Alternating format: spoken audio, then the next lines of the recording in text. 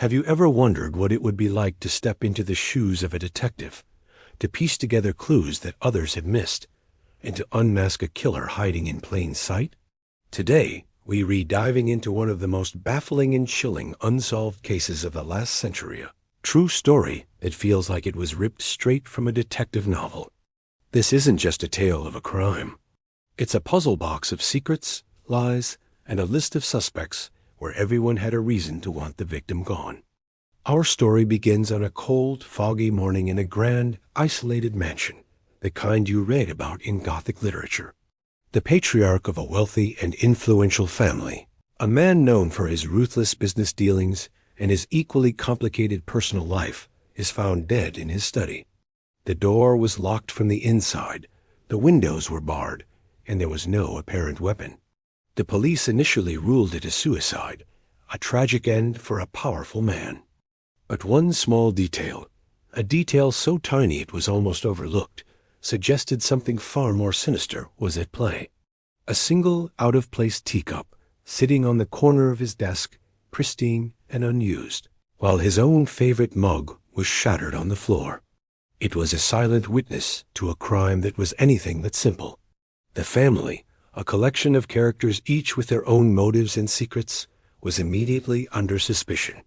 First, there was the dutiful, yet resentful eldest son, who stood to inherit the entire fortune, but was constantly belittled by his father. He claimed he was asleep in his room all night, but a maid reported seeing a light on under his door in the early hours of the morning. Was his ambition strong enough to drive him to murder? He had the most to gain, after all. He was known for his calm demeanor, but those closest to him whispered about a volatile temper that would occasionally erupt when pushed too far. He needed the inheritance to save his own failing business, a fact his father often used to mock him. The pressure was immense. Then there was the young, glamorous second wife, decades younger than her deceased husband.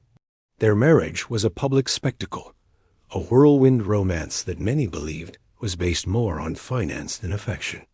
She had a penchant for expensive jewelry and lavish parties, and rumors were swirling that her husband was planning to cut her out of his will after discovering her secret love affair with a young artist. She presented herself as a grieving widow, but her tears seemed a little too practiced, her sorrow a little too performative. Her alibi? She was suffering from a migraine and had taken a sleeping pill, a story conveniently confirmed only by herself. Could she have faked her illness to create the perfect opportunity? We can't forget the black sheep of the family, the rebellious younger daughter. She had been disowned years ago for marrying against her father's wishes, but had mysteriously returned to the family home just a week before the murder. She claimed she was there to reconcile, to mend the broken bonds. But her relationship with her father was notoriously toxic, filled with screaming matches and bitter accusations. She was a fiery spirit, unafraid to challenge her father's authority. Financial records later showed she was in deep debt, and her reconciliation coincided perfectly with a desperate need for cash. Did she return not for forgiveness, but for revenge? And a piece of the inheritance she felt she was owed? And what about the loyal, long-serving butler? He had been with the family for over 40 years, a silent observer to all their dramas and dysfunctions.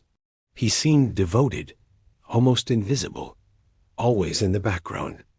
But loyalty has its limits.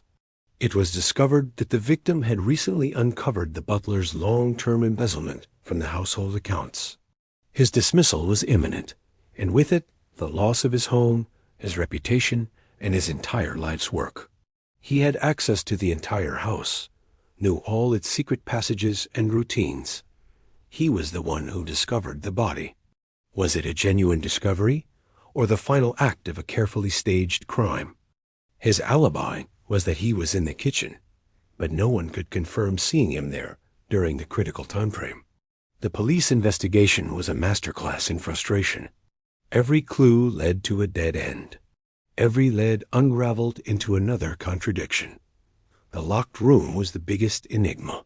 How could a killer enter, commit the act, and then vanish from a sealed room, leaving no trace? The investigators were stumped.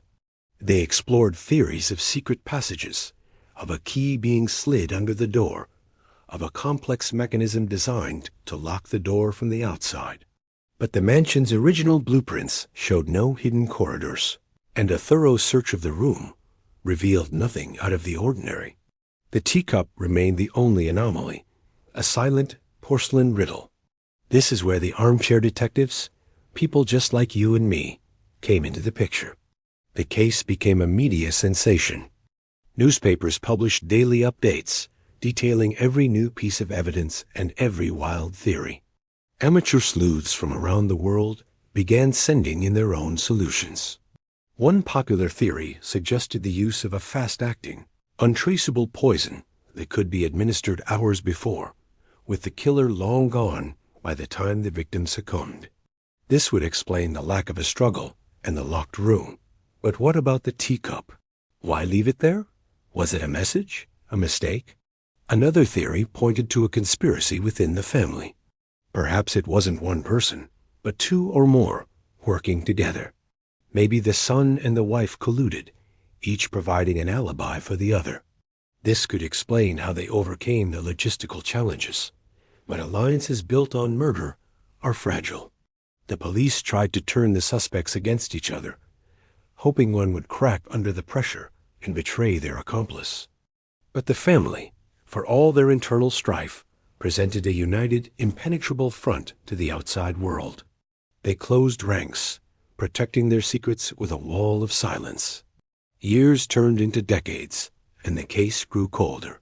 The mansion was sold, the family scattered, and the story slowly faded from the headlines, becoming a local legend, a ghost story whispered to frightened children. The official file was eventually closed, the cause of death officially remaining a mystery. The killer, if there was one, got away with it. They lived out their life, carrying the weight of their dark secret, or perhaps they never felt a single shred of guilt. But the story doesn't truly end there. The fascination with this case has never died.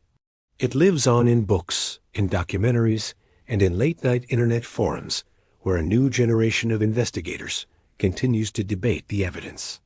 The question of the locked room, the motives of the suspects, and the meaning of that single solitary teacup still haunt those who hear the tale. It reminds us that sometimes the most compelling stories are the ones without a neat conclusion. So, what do you think happened on that foggy morning? Was it the ambitious son, the scorned wife, the rebellious daughter, or the desperate butler? Or was it someone else entirely? A hidden figure we've missed all along. Could it have been an elaborate suicide, designed to look like a murder to punish the family from beyond the grave? The possibilities are as endless as they are chilling. Drop your best detective theories in the comments below. I want to hear who you think the culprit is, and more importantly, how you think they pulled it off. Let's see if we can solve this together. Thanks so much for joining me on this deep dive into one of history's greatest unsolved mysteries. If you love puzzles and true crime stories like this one, make sure to hit that subscribe button and turn on notifications so you don't miss our next investigation. See you in the next video.